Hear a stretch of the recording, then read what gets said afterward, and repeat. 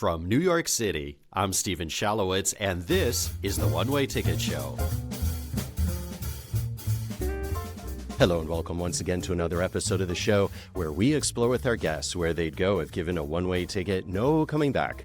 Their destinations may be in the past, present, future, real, imaginary, or even a state of mind, but once again, the only caveat, there's no coming back.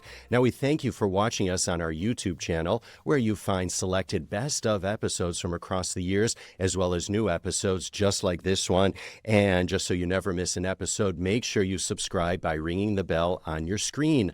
Plus, you can always listen to the show on our website, theonewayticketshow.com. Once again, theonewayticketshow.com.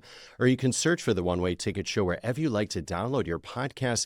And while you're at it, do rate and review us because that really makes it easier for more people around the world to find us. Plus, do follow the show and yours truly on all social media. Just search for The One Way Ticket Show and search for yours truly, Stephen Shalowitz. All right, as for this episode, I have been wanting to bring on Rawan Osman for the longest time. Rawan is a Syrian-Lebanese activist, writer, and content creator who's based in Germany. She's a research and diplomacy fellow at the Jerusalem Center for Security and Foreign Affairs, and she describes herself as a recovered antisemite and an Arab Zionist. And with that, Rawan, it is such a pleasure to have you join us here on this episode of the One Way Ticket Show. Thanks for carving out the time on your swing through New York City. Thanks for having me. All right, listen, there are so many bases to cover when Rawan Osman is in the house, as you are. But the first order of business, of course, is my issuing your one-way ticket destination of choice, as I do with all of my guests. So without further ado, Rawan Osman, if I gave you a one-way ticket, past, present, future, real, imaginary, or even a state of mind, where would you go? I will go to the future. Let's imagine 50 years from now. I'd like to be there. I'd like to see my son, his children, who are not born. He's still a teenager. I'd like to see where we are at in the world. Is it going to be a dystopian reality? I believe that I'm fighting so that we don't reach that stage. But I truly hope to be able to see that. My level of stress is unusual. I doubt I'm going to live 50 more years. So if I can be propelled into the future at this age with my current energy, I'd like to be there and help. I'd like to see what is going to happen. Will Israel command the world's respect for doing every country's dirty work? Or will Islamists take over the West? Will we see Muslim presidents in European countries, in America? I'm really worried. I'm optimistic. But as you offered me that imaginary trip, I thought without a doubt, I'd like to go to the future. I want to see what our world looks like. Because currently, and after having lived in Europe for 15 years, the Europe I escaped to started resembling the Arab world I escaped from. And we're going to dive into how you made it to Europe and your background in just a sec. But what would you like to take with you from our time today to show people from life in 2026, 50 years from now? And what do you think they would make of whatever you're showing them? Whether it's a newspaper or a headline or a piece of technology, for example? I'd like them to see all the videos we are posting. We're creating content. We're sharing articles. I'd like them to see what happened since October 7th, everything that is out there, whether on social media or classic media. I want them to see that we were sounding the alarm and how people responded, especially in the West, when we told them that your educational institutions are infiltrated, your administrations, etc. And maybe they will understand that we were not all asleep. We are not all responsible for the situation in case it is a dystopian reality and we lost the fight against Islamists. So 50 years ago, we're talking about 1976. And history's a funny thing, Rawan, because people just don't learn history and they don't remember history and take the lessons of into the time today. And I'm just wondering if you can reflect on that a bit. Look, let's take the Holocaust, for instance. We still have among us Holocaust survivors, yet simultaneously we live in a world where there are not only people, ordinary people, but also decision makers, leaders who deny the Holocaust. How is that possible while you have a witness who shows you the number tattooed on their arm, who can retell horrific accounts of what happened to them? And yet people deny that it happened. At the same time, there are still people who are alive who can tell you the history of the Middle East, who can tell you why we are exactly where we are at now in 2026, the background of the Israeli-Arab conflict. And yet, there are many Westerners who dare challenge what we tell them, challenge our lived experiences, infantilizing us and taking away our agency and telling us that we are brainwashed and we would rather be siding with the IRGC regime or justifying what Hamas is doing or mourning the former Secretary General of Hezbollah, denying our pain, denying everything we lived and the reason that drove us out of the Middle East. And I find what's so interesting is that the Middle East from 1976 till today is in many ways like night and day. I mean, who could have envisioned, for example, the Abraham Accords at that time? So I think one has to wonder 50 years from now what the Middle East looks like. I'm certain since October 7th that the axis of resistance, the axis of evil, has committed suicide. The war, the attack, kick-started a process that was meant as a final war against Israel. So Israel's enemies are betting, relying on draining the country economically, but also psychologically. What they did not calculate with is Israeli and Jewish resilience. So I'm certain that Israel will prevail. And once the job is done, and that might take longer, Israel will command the world's respect. And perhaps more and more people will understand that we have on our hands brainwashed generations who develop a weird, entitled attitude. Out of boredom, they adopted the Palestinian cause with zero interest in the well-being of the Palestinians, but out of being obsessed with the Jews, believing that they control the world and that the sole purpose of Israel's existence is to inflict pain on the poor, oppressed Palestinians. It is strange, isn't it? In 50 years, optimistic as I am, I think if the West finally wakes up, and I do believe that at least decision makers in the West understand, leading figures in the NATO woke up to the necessity of building their defense, perhaps we will see political Islam shrinking. Perhaps if Saudi Arabia decides to join the UAE, they can introduce a new Muslim identity. A Muslim who is tolerant, who is educated, who is sophisticated, who understands that without Judaism, Islam would not exist. Muslims would not have a story to tell, would not have prophets to revere. It's an offshoot of Judaism, so you should coexist, just like the UAE did.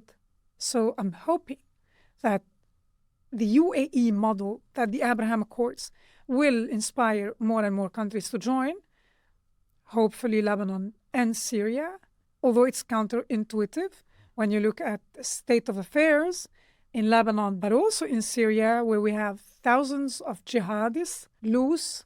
I'm not sure the president can control them. However, I do believe that more countries will join the Abraham Accords. Hopefully, the Arabs and the Muslims will wake up to their responsibility towards the so-called Palestinians, the Arabs of Palestine, and offer them a solution.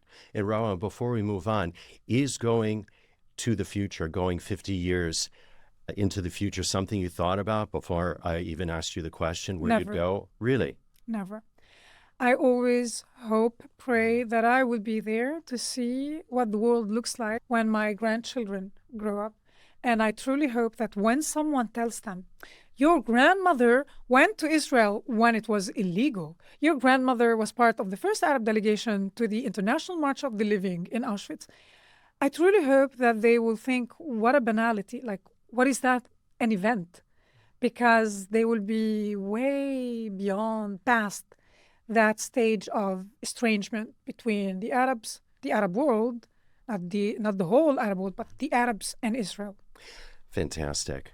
Send us a postcard from 50 years into the future. I shall. I'll see you there. But in the meantime, I want to move on the conversation because you've hinted at a bit of your background just now. But for anyone that isn't familiar with Rawan Osman, just share a little bit about your journey. As I mentioned at the top of the program, Lebanese, Syrian. So talk about your journey, especially your journey in terms of discovering Judaism in Israel.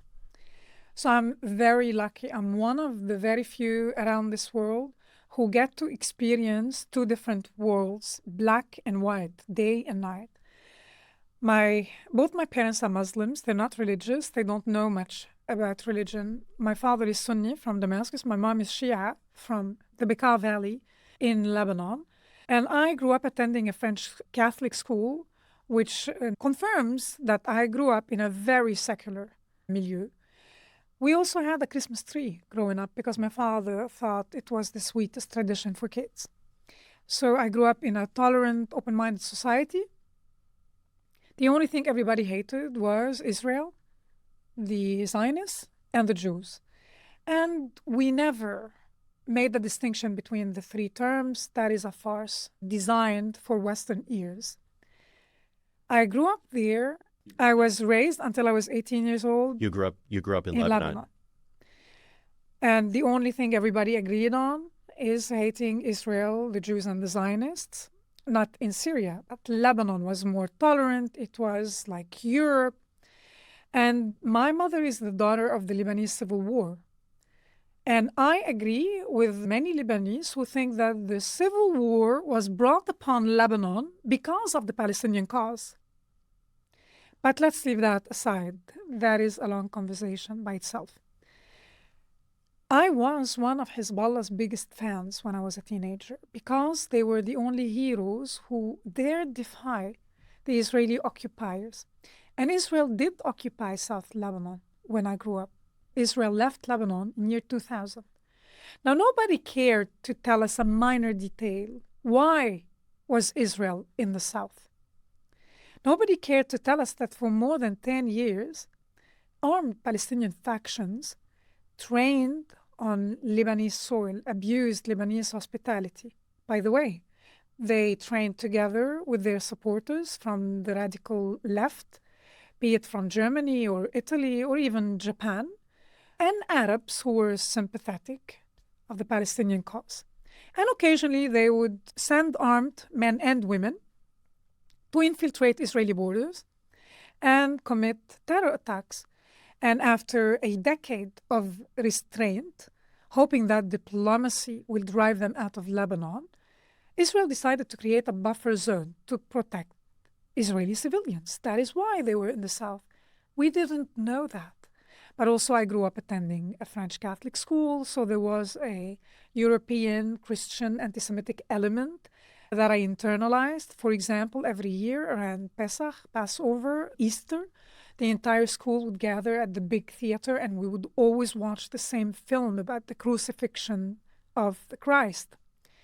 And we would conclude it was very dramatic and very graphic, traumatizing really for a child. And when you walked away, you concluded the Jews killed baby Jesus that you saw every day when you walked up to class. And of course, baby Jesus and Mary were both blonde. And that fits with the story we learn in history class, that the Jews originated in Eastern Europe. And there is an antagonist called Theodor Herzl who invented something called Zionism. And according to his project, those Jews who came from Eastern Europe were going to come to the Middle East and steal Palestine from the Palestinians. We also learned the date and the content of the Balfour Declaration and the date of the First World Zionist Congress in Basel, Switzerland, which implied that the West enabled this evil plot of the Zionists. There are many problematic aspects to this simplistic story, but in hindsight now, when I grew older, I understood that we internalized that Palestine was a state. We just imagined, we believed that it existed, and that as decent human beings, the natural thing to do is to support the oppressed underdog, the Palestinian. Add to that that everybody, whether on the right side or left side of the political spectrum, told a consistent story about Israel. And there were no more Jews left among us, around us, to contest whatever the state told us about them. And we didn't have internet and social media, so the Israeli narrative was completely omitted from our existence. We believed everything we were told. And only, that's why I said I'm lucky, I'm privileged, only in my mid-20s when I wanted to take a course, the natural choice for me was France, because I spoke the language. And I knew that my accommodation was in the Jewish quarter in Strasbourg. But I thought it was a Jewish quarter like in Damascus, like in Beirut, emptied of Jews. Only in Strasbourg there were a lot of Jews. And that was the first time I experienced a Jew. Was in your mid-20s? In my mid-20s was the first time I saw a Jew, I spoke to a Jew, and I had a panic attack. I went to a grocery store, and I was happy to find the same ingredients and spices I needed. And I was so naive. I did not know what a kosher store was. And when men entered the store, I couldn't see them. I could only hear them. And I was thinking in the back of my head, they're not speaking French. So I was transported to our living room when I was a child in Lebanon. And I remembered, like a flash, we had big televisions with antennas we needed to adjust to get better signal. And we could watch cartoons for 20 minutes in the afternoon. So sometimes when we adjusted the antennas, we would get signal from Israel because Israel occupied the south. And we would watch biblical cartoons. We didn't understand a word, but as a child, you didn't care. If a grown-up walked into the room, they would freak out and change the channel because it's Israeli television. This is how I recognize the language. And this is how I realized they speak in Hebrew. And that is when I realized that even the language was associated with taboo in my subconscious. Because I saw 4 Jewish men, religious, dressed in black and white, with long pants, and I left not only my shopping, but also my bag with my money, with my passport. And I ran out of the store, crossed the street without looking left and right. I ran up to my bedroom on the 3rd floor and I locked the door. And that was my first and last panic attack. I did not know what a panic attack is. I just looked in the mirror and I saw that I was sweaty and red and I couldn't breathe. So I was telling myself just to breathe, and I composed myself, decided to go back to the store because that was stupid. I needed my stuff. And I was going to lie to the storekeeper, tell him I forgot my wallet. That's exactly what I did. And I was thinking, they didn't even look at you. Why did you do this? And I continued shopping as if nothing happened, went to the cashier, and the storekeeper asked me, where are you from? And I thought, wow, like now he's going to have a panic attack. So I tried to be vague. I told him, from the Middle East. And he's like, where from the Middle East? He insisted. So I had to tell him, I have Syrian, half Lebanese. And he asked me, how long have you lived here? I'm like, I live across the street. I just arrived this morning. So he knew what happened earlier. And he knew that I knew that he knows. And still, he allowed me to save face. He was pleasant. He smiled. He helped me with my bags. And that is how I was converted from an enemy to an ally, through chesed, through kindness. He allowed me to save face in the space that I shared for the first time in my life with a Jew, the enemy. And that triggered a long process. That happened in 2011. That triggered a long process of discovering who we are, relearning the history of the Middle East, and asking myself for the first time, why is the Jew my enemy? I've never spoken to a Jew. Why do we hate them to death? Because I spied on the Jews from my window for weeks, and I saw they were normal people, they were pleasant, The children were well behaved, the elderly were looked after. And I was wondering, why do some of their women dress like Muslims? Because Islam was my reference. So if someone wore a long skirt or covered their hair, I'm like, why do they dress like Muslims? But they certainly seemed normal people to me. So I thought maybe the wicked ones lived in Israel. But meanwhile, I know that's not true. And you've been to Israel many times, which we're going to talk about in just a sec. But then you studied Israel, you studied the Middle East at the highest academic levels, didn't you? I wanted to be honest, I was an atheist all my life. Growing up between Christians and Muslims, the Muslims told me that the Christians are lying, and the Christians told me that the Muslims are lying. So I distanced myself from both, and I concluded maybe both are lying. I don't want to join any of the clubs. And I was an atheist. I raised my son an atheist. But then in 2015, living in Germany, our former Chancellor, Angela Merkel, opened the gates of Europe for the Syrian refugees.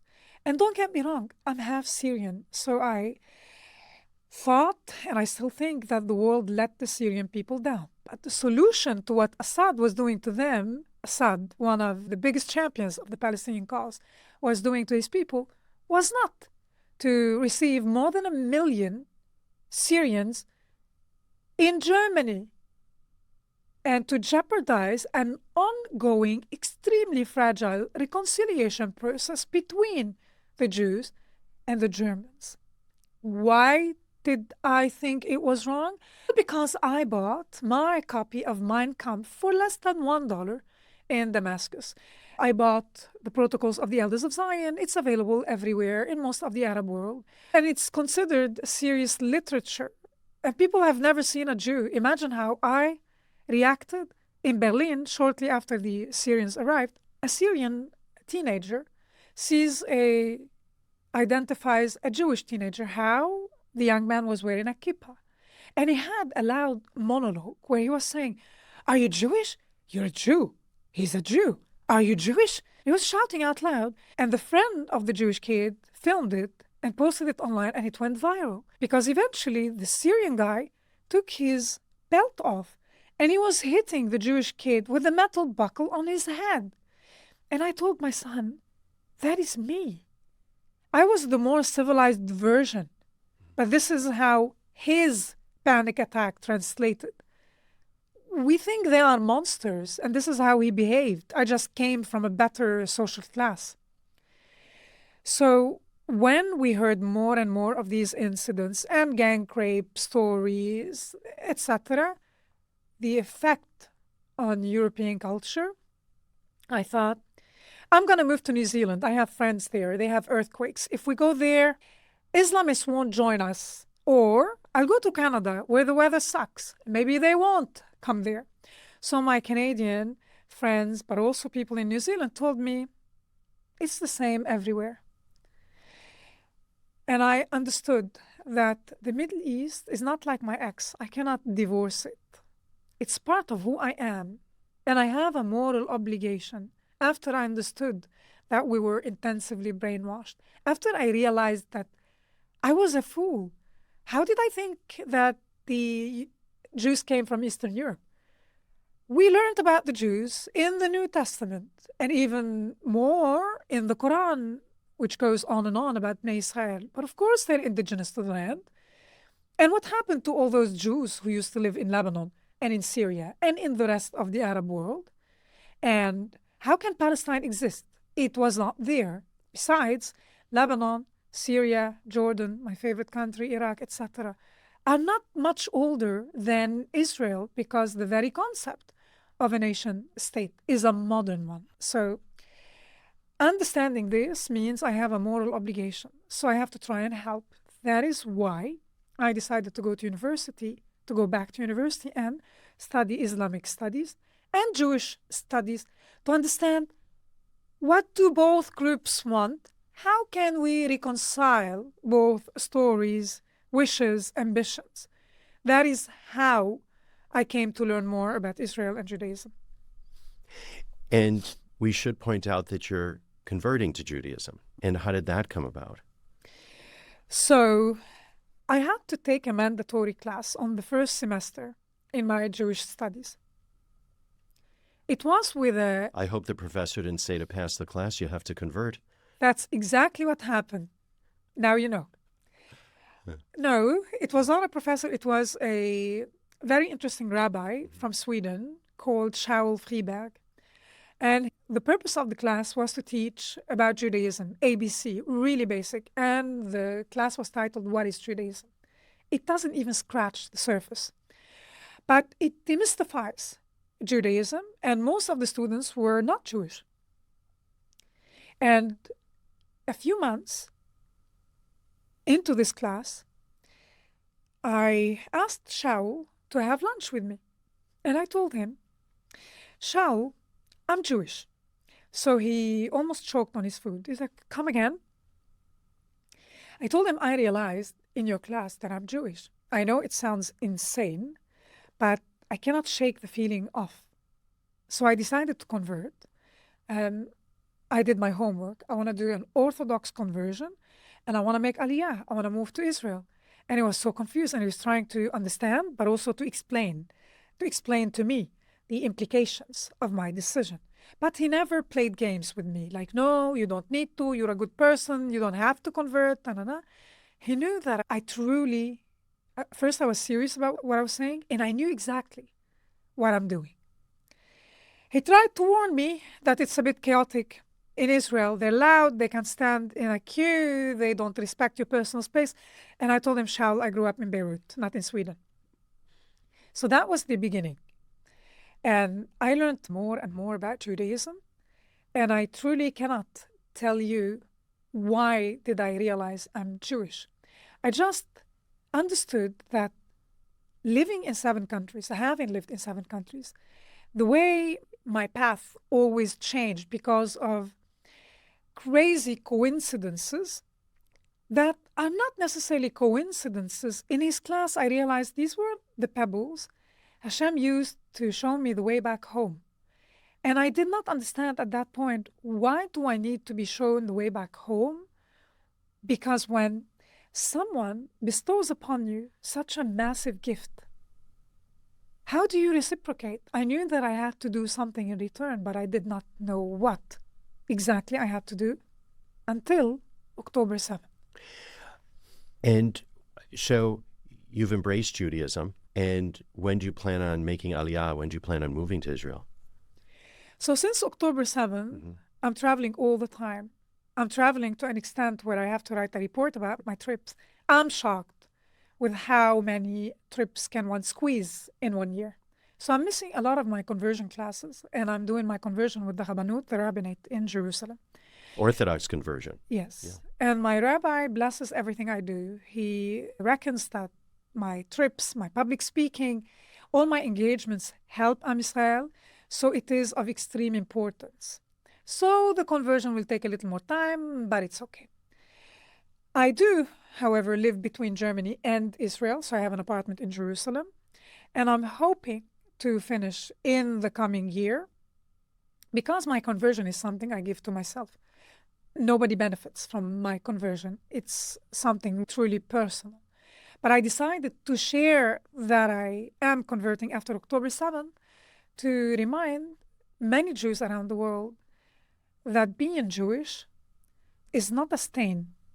It's not something to be ashamed of. It's not something you should hide. For me, at least, it's a badge of honor. And it helps empower especially youngsters because it inspires them. It reminds them we have a spine. So stand proud and tall. And I think our ancestors, and I say this because they are our ancestors after I had the DNA test, our ancestors accepted a mission with all what it entails. And until today, there are consequences associated with being Jewish or with fighting for the Jewish mission. You said you had a DNA test. Because the Israelis kept telling me, but obviously you have a Jewish neshama. I'm like, well, what does that even mean? And neshama means soul. So I have a Jewish, what does that mean? I took a DNA test and I have Jewish ancestry, but my DNA, like our blood, tells the history of our region.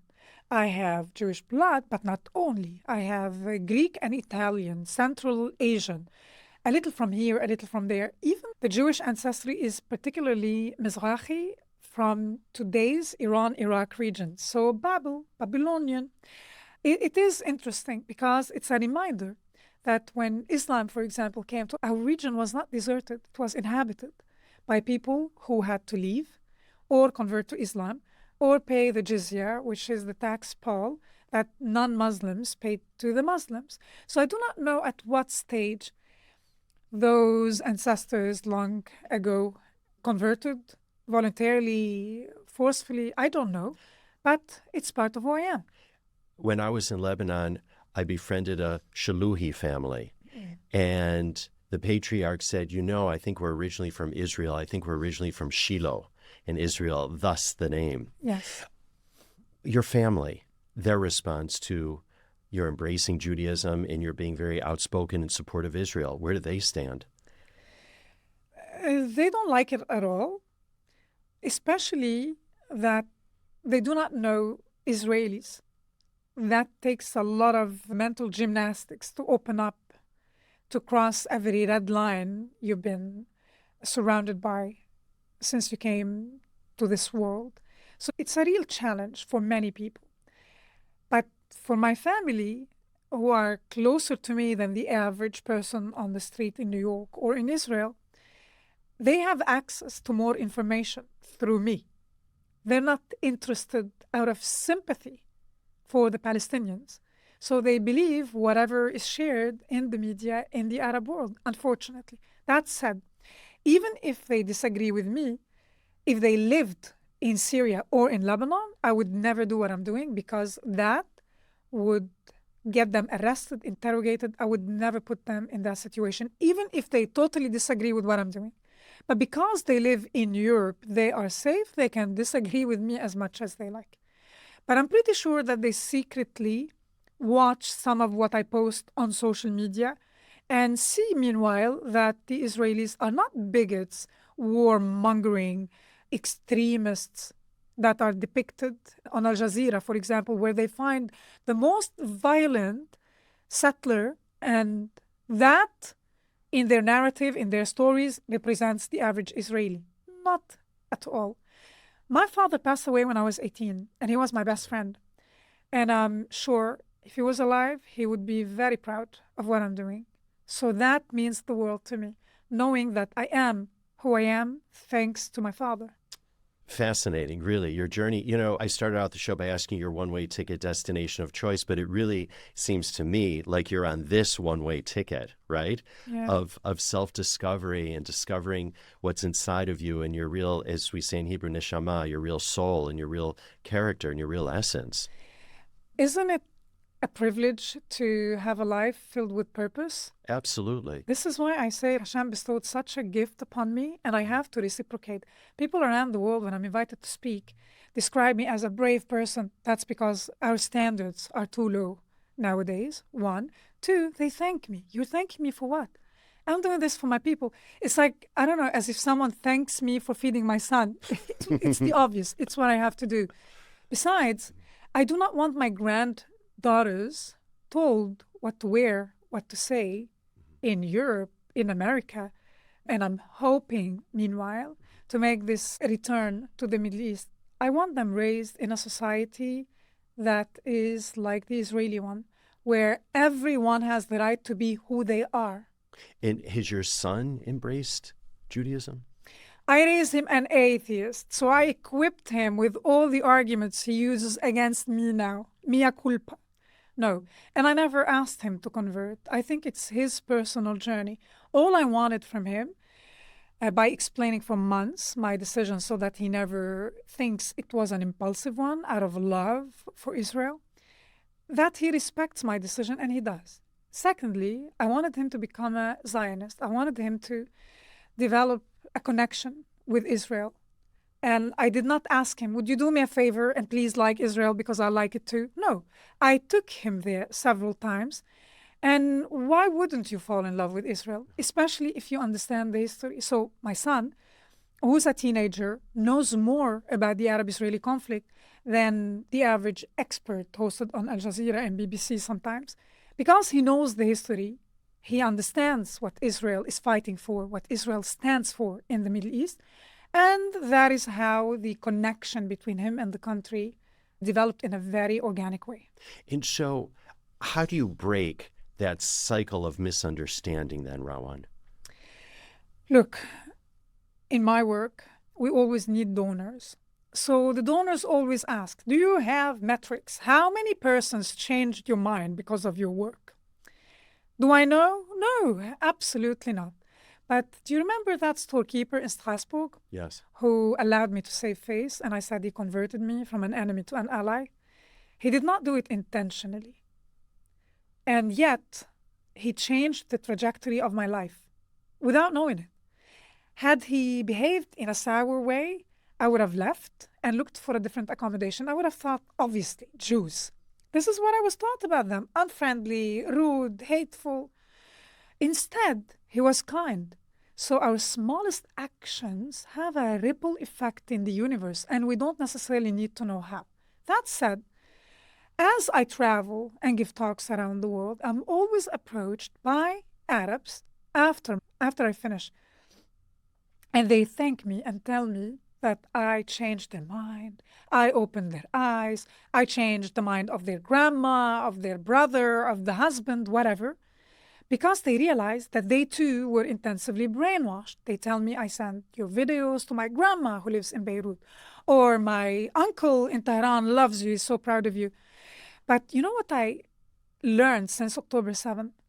Most people who send me direct messages on social media and support messages, not cursing me or threatening to kill me and rip me apart, these are mostly people who live in the Middle East. So if you live in Tehran, in Cairo, in Beirut, in Damascus, and you cannot afford to feed your children, you cannot afford to pay your rent or the school fees, you understood that the axis of resistance, which claims to do all it does to all of us in the Middle East in the name of liberating the Palestinian people, is not at all interested in human rights. And how do we know? Because they are abused. Nobody cares about their human rights, so they do not fall for those lies anymore. However, a Lebanese or an Egyptian or a Palestinian or a Syrian would write to me from Toronto or from Sydney telling me that I deserve to die, wishing cancer upon me. Yeah, of course you do that from the comfort of your life in the West. You make a decent salary, you live in dignity, and you stand on the streets of Australia and Canada, and I saw this with my own eyes recently, 2 weeks ago in Toronto, waving the flag of the IRGC and Hezbollah. This is insulting, but it's also hurtful. Recently, in Germany, and this was not discussed in mainstream media, a young Iranian, beautiful girl who was shot in the eye was walking on the streets with a few Iranians saying, the Iranian regime shot me in the eye.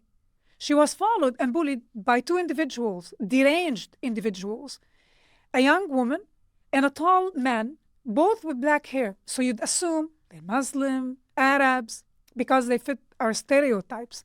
We too also have our blind spots. But no, they protested on camera. They said, no, they're Germans. They were telling her, you deserve to be blinded in both eyes for going against your country. This is surreal. And I was wondering, I returned to Germany, I asked my son, was this on mainstream media? We sat down, we researched it. Why wouldn't you discuss it? The audacity to tell a young Iranian that her regime should inflict even more pain upon her because you side with the IRGC. Where did this attitude come from? How do you break this hatred? You expose the ignorance. How do you do it? You address it in your academic institutions. You have serious talks. You introduce consequences. Like what's happening in the USA, where you tell them, I'm going to defund you. I'm going to fire you. I'm going to arrest you for this, for that. We need consequences. Otherwise, the West is lost. Agree 100%. And that's a whole separate conversation, what's going on in academia here in the United States. By the way, the shopkeeper, have you ever returned to him, and does he know of your journey now? Unfortunately, this kosher store became a Carrefour Express. It became part of this French chain. How do I know? Indeed, in 2018, after reading enough books, I felt confident enough 7 years later, confident enough to go there, thank the storekeeper, and I went there with my son who was a child, a small child. After explaining everything to him, I showed him where I lived, I showed him what happened, where, when, and I found that the kosher store disappeared. So I contacted the synagogue and I asked for their help, and I also asked for a tour. And I thought they're going to deny me access, entrance. Instead, they gave me a private tour for 2 hours, and they allowed me time to translate everything to my son because the tour was in French. And this was the first time I went into a synagogue. And I was thinking, now they're going to call the police because I sent them my passport. She's born in Damascus. She wants to come into the synagogue. I was so nervous, thinking, no, they won't let me in. And again, like one after one, all my wrong impressions faded away. And remember, it took me 7 years. Those 7 years were not necessarily only to learn about the history of the Middle East, but it was mostly my battle against my ego. Can you imagine when your worldview shatters and you realize that it's your own people who were the aggressors, not the Jews, and they abused the Jews systematically for so long? You realize that every life lost in a war, in skirmishes between the Arabs and the Israelis could have been spared had the Arabs not developed this rejectionist, entitled attitude as early as the 1920s, vowing to reject any form of cooperation, of a shared existence with the Zionists, with the Jews. Every life could have been spared. We would have had a completely different reality had they not embraced so much hatred. And the Jews absorbed it, and they were uprooted from everywhere, especially from the Arab world. And they made themselves smaller, and they thought, like, we can shut the door and just, like, live. Let us just be. Let us be in our Jerusalem, for which we prayed for 2,000 years in the diaspora. Just let us be. But they wouldn't let them. They wouldn't leave them alone. And so yesterday when we met at the Jerusalem Post conference, and we were both filming the Free Palestine folks that were across the street, across Park Avenue.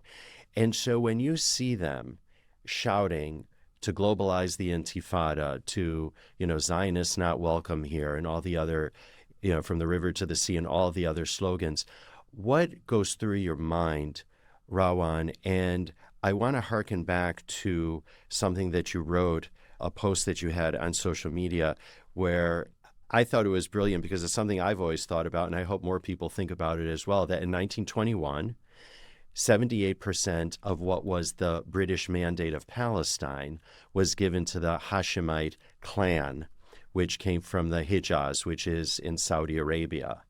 And that became, of course, the Hashemite Kingdom of Jordan. Jordan is Palestine, really. Yes. And so when people are shouting from the river to the sea, Palestine shall be free, are they talking about Jordan? And just a moment ago, you said Jordan's your favorite country, in inverted commas, as the British would say. So if you can talk a little bit about that. So yesterday, that protest was demanding. As they all do, really. They are entitled, right? They wanted Israel to stop bombing Gaza. So first, there is a ceasefire in Gaza. That is not to say that Israel, the military campaign, ceased. The Israelis are still targeting Hamas members, especially leaders, and this is not a secret. So I think every Hamas member is a legitimate target after what they've committed on October 7th. And even if you are indifferent to the pain of the Israelis, we owe it to the Palestinian civilians, to the Gazans who were not consulted before Hamas brought upon them such a devastating war. So if only for what they brought upon their own people, they deserve what Israel is doing to them. But there is a ceasefire. The civilians are not being bombed. So they are demanding that Israel stops killing Hamas members. 1. 2, they want a Palestine that is free. Which Palestine? From the river to the sea. They're talking about the 22% where Israel is today. Because, as you rightfully said, I always talk about this subject. I'm a native speaker of Arabic. The letter P does not exist in the Arabic language. Palestine is not an Arabic word. When you sympathize with the Arab Palestinians, you think you are doing them a favor. You think that Palestinian is an Arab identity. It is not. You're sympathizing with the descendants of the Arabs of Palestine. So what is that Palestine? It's the British Mandate of Palestine. And indeed, 78% of the land was given to Arabs, to the Hashemite family. As you said, they were made royalty. I do not want history undone. They called it Jordan. They could have called it Palestine. And the remaining 22% was supposed to become a Jewish homeland, which was very disappointing for a lot of Jews, but they agreed. And then the Arabs of Palestine who lived in that part wanted their own part. They did not want to leave. They did not want to move. Or those who left in 1948 wanted to go back because they always want to go back to the day before they waged a war. But history cannot be undone, can it? But still, many Jews agreed, let's divide the 22%. And every solution was rejected by the Arabs, was it not? So now we are facing a situation where the Palestinian and the Israeli are literally killing each other. It's time to divorce. So when you want a Palestinian state, where should that be? In the Gaza Strip and the so-called West Bank? Or should we call it Judea and Samaria? Because if we call it the West Bank, we have to call Jordan the East Bank of the Jordan River. Can a Palestinian state exist there? No. Why? And it's not up to me. I'm just sharing my opinion. Because we are trying to recycle an old solution that was rejected repeatedly. It did not work. And today, Israel is facing an existential threat.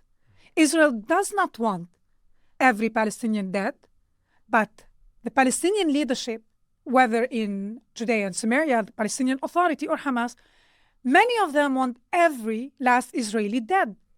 And even those who tolerate them in the name of being a moderate think that they're doing them a favor. Like, fine, okay, if you aren't going to leave, we will accept you. You have to compensate and you have to grant us the right of return. Just imagine if all of us wanted to go back to where our great-grandparents lived.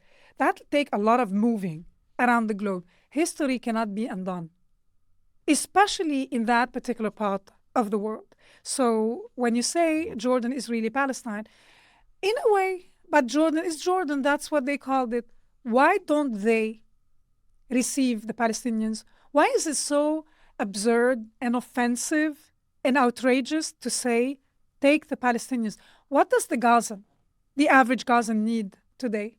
They need a fresh bed. They need a shower. They need to sleep for like 6 months to recover from the trauma. They need food. They need to just get out, literally get out, and then to start building their lives slowly while simultaneously being de-radicalized. And then they will become like all of us. They will want to find a nice person, marry, have children, pursue something other than heroism through terrorism. And this is not going to happen under the Palestinian Authority or under Hamas.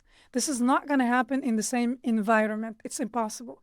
So I hope the world will stop demanding solutions from Israel. Why is it Israel that has to provide the solutions? I wish that many, and there are many, many Muslims or Arabs, I wish they would step up and acknowledge their responsibilities and try to help the Palestinians, especially the Gazans, if they truly care about them, and build cities for them. I mean, with all due respect, I don't think the economy in Jordan is booming, is it? So help the country become successful, and even more, compete with Israel. Be better. Even the Israelis will be happy. Be better, instead of always teaching them generation after generation that you are a victim and the world owes you something. Rawan, just one or two more quick bases before we wrap, because I know you have a crazy schedule. here in New York City. So Israel and Lebanon have been in dialogue. Yeah. Are you hopeful? Absolutely. What happened recently, and now we're going for the 5th round of negotiations with the mediation of the Americans. What happened and what is happening is unprecedented. Until the former Secretary General of Hezbollah was assassinated by the Israeli Air Force, people wouldn't dare, many in Lebanon wouldn't dare, criticize Hezbollah openly because in between 2004 and 2007, 8, 9, every prominent Lebanese figure that criticized Hezbollah and their affiliation with the Axis of Resistance was assassinated. So people were afraid. And the Lebanese government wasn't capable of protecting them. And once Hassan Nasrallah, the most charismatic actor in the Axis of Resistance, was eliminated, taken out of the equation, people were encouraged to speak up because what happened to them is enough. What was done to Lebanon is unbelievable, and it's a shame. It is such a beautiful country. It's such a beautiful culture, and you've been there. Yes, it really is. Isn't it? It's amazing. And by the way, and I shouldn't say this, but I will, the best falafel I've ever had in the world was in Lebanon. Say it out loud. It's going to upset some Israelis. I know it will. It was in Sidon. Yeah? Yes. And there was a little place at the corner that was just making them nonstop. It was at the corner right opposite where there's a sea castle, right in the water there. And it was the most extraordinary falafel I ever had. And that's why I think to myself, my gosh, I just wish these two countries will make peace. Of course, Hezbollah is the obstacle, really, because the Lebanese are very much like the Israelis. The culture, the food, the importance of education and family and hard work.